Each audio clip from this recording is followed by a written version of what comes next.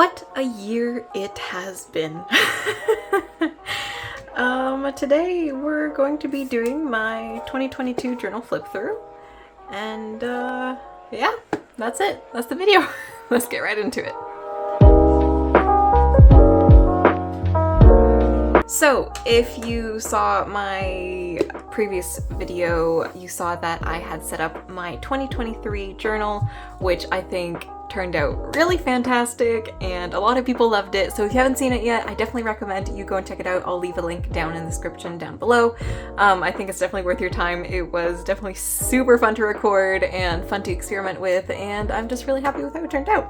But today we're going to be looking over my 2022 journal, looking over at all the themes and all of the spreads that I did and all the weekly spreads that you guys may not have seen, and the things that I liked, things that I didn't like. And yeah, that's pretty much it. So first off, the journal itself. This journal is the Tsuki Nara collection from the Notebook Therapy. Again, I mention this every time their products come up. I love, love, love the Notebook Therapy. Their stuff is really great quality, and it's just a lot more affordable than a lot of other shops, and just 10 out of 10. Love their products. So when you first open the book itself, we have the little introduction page to who this book belongs to, and then of course my name. And as we move on, as I had mentioned in my other video, I always start off with an introduction to the year that is coming up, or I guess has passed now, almost, not really. But yeah, 2022, and then my aspirations for the year, and I was able to achieve a lot of these, which is really exciting.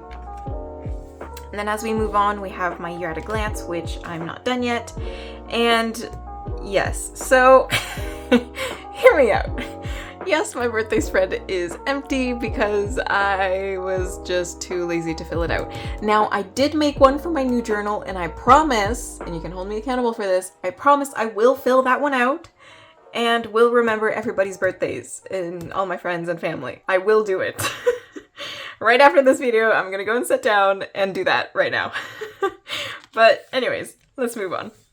And then after that, we have my reading tracker. So as you can see, I definitely did not read as much as I wanted to. My goal was 22, and I made it to about, I think it was 16 or 17 books. I just left a lot more spaces because I had read like over 36 last year, which I do not know where I found the time to do that, but apparently that's what I did. So yeah, I had left a lot more spaces in case that was also the case this year, but it was not. So hopefully I can manage to read some more next year and achieve some more reading goals. And then on the next side, we have my expenses. So it's just like really, you know, my expenses that I did every month throughout the year.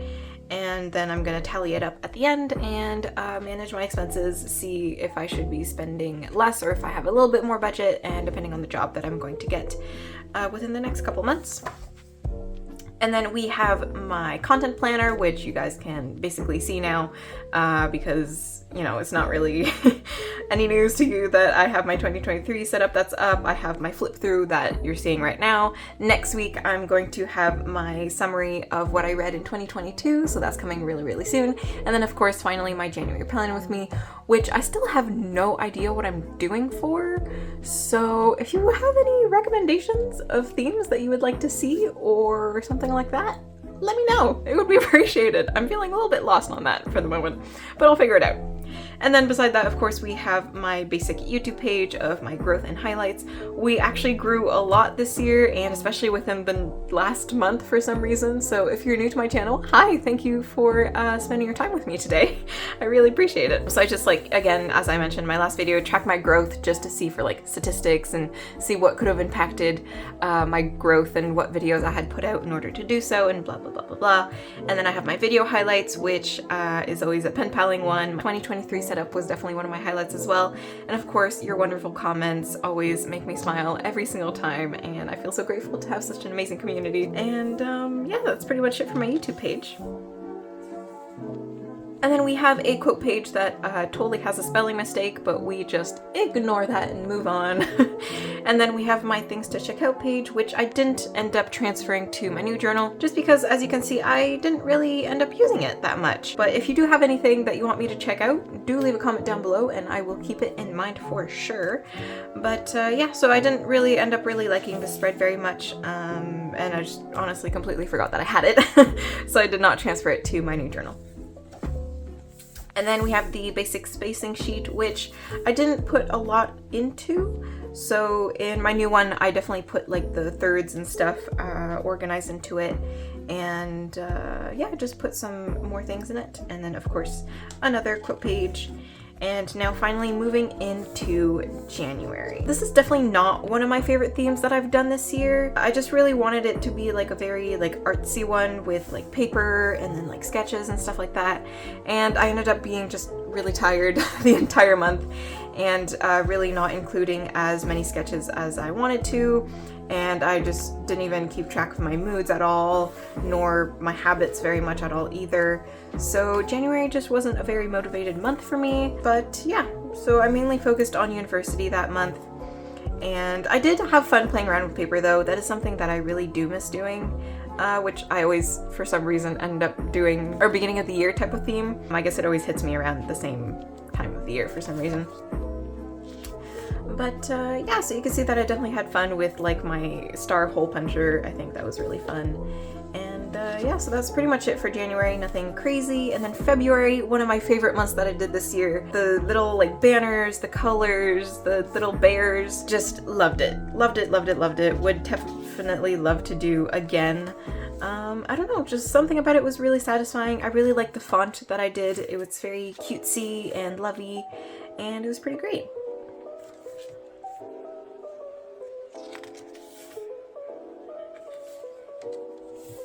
Look at that little guy. So cute.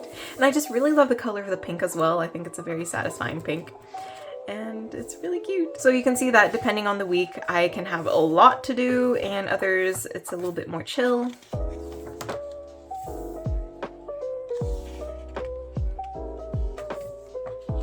And then March is in the middle ground for me. It was definitely a cute idea, and I think it could have turned out better, but it could have turned out a lot worse as well. I still really like that little pile of hamsters. I think that was really cute. And like the scene setting of like the desk and the room situation I think was really cute as well. And just like the whole theme of having like some little sticky notes and stuff, I think it was good. And then some bookshelves. And then some weeks I really just had to go like extremely simple, not even related to the theme because of just how busy I was and not being able to put more work and effort into making big spreads. Here I had completely forgotten to leave space for my last week of March, so I ended up having to do it on sticky notes. But then we move into April. I really loved April. April gave me the vibes of like an old wallpaper type of situation. So I really did enjoy April. I like the thick lines with the simple like very Eastery colors and things like that, and it was very enjoyable to do.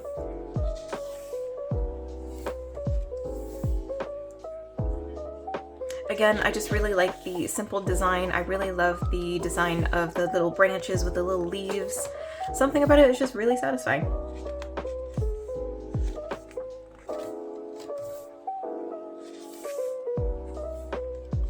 And then moving on into May. May was fun. I was definitely struggling with some art block, but the theme itself and the simplicity of like just the simple little like pen doodles I think was really therapeutic to do, and the flowers were really simple, and I don't know, just the theme was so delicate and cute. And then the main coloring was mainly the little washi tape splashes of color, which I think ended up turning out really cute and really perfect, and it was exactly what I was looking for that time. And then I just never did the last spread because one, I was tired, struggled a lot with my energy this year, and I just didn't have the capability to do so, and also school was ending, so I didn't really have anything to keep track of. And then came the summer months where I just did one entire spread for the entire month. This worked very, very well for me. I'm glad that I did so. And all the little elements and stuff was really, really cute, and I was glad to make just like one whole spread, just like I did for June and July. As you can see, I really didn't use them, but they were there if I needed them, and I didn't waste too many pages in my journal to do like a weekly spread every single week. And then moving on to September, this one was also like a middle ground for me. The concept was really fun, but again, I keep trying to use pencil crayons and I just don't like the look. I just don't really like using pencil crayons at all. And it makes things a little bit difficult sometimes because there's, I don't know, the texture, and it makes my hands hurt really fast, and then I get lazy, and then it turns out a little bit sloppy. So you can see like just, I can't seem to color within the lines when I use pencil crayons and stuff like that. It's definitely not my favorite type of art supply, but I really made it work in the spread. I really do like this one. And I tried to do something different with like a map, but again, not really my favorite. This scenery was actually inspired directly from my favorite hiking spot, where my mom and I usually stop to grab a little snack and a drink of water before continuing our hike. So this was specifically inspired by a specific picture, and yeah. But again, not the biggest fan of the pencil crayon. Moving on to October, this was definitely one of my highlights. I tried not to do like too much of like a spooky, scary type of situation, so I think the fact that I made it more of like a festival theme, like a farmer's market situation, I think made it really, really cute. And they just have like these little elements that hint to the Halloween month, and I think that was perfect. So again, I kept it relatively simple for some months, or some weeks. And this one was really, really fun to do. I like the little banners here. I think they're really pretty. Again, some weeks I just don't have the energy to do a big coloring spread, so I keep it very simple with just the very simple little doodles at the bottom here. I think those are really cute. And for some reason, I very just often mess up the dates. So you see me correct those quite often throughout my journal. This little guy. I love this little scarecrow. I really liked him. And then moving on to November, this was definitely also one of my highlights for the year. I just really like how the elements turned out. I think I was really able to pull it off and pull off like the vibe that I was going for, and just the colors are really satisfying. All the elements just work really well together, and I was able to pull off each of my weekly spreads pretty well, and I was pretty happy with them overall.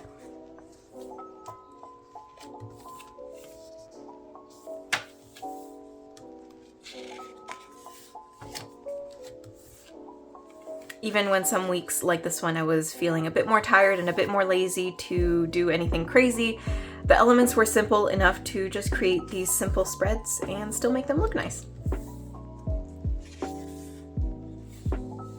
And then moving on to December, which is one of my recent videos, I really, really, really love the lettering of this little quote page, "Oh Holly Jolly."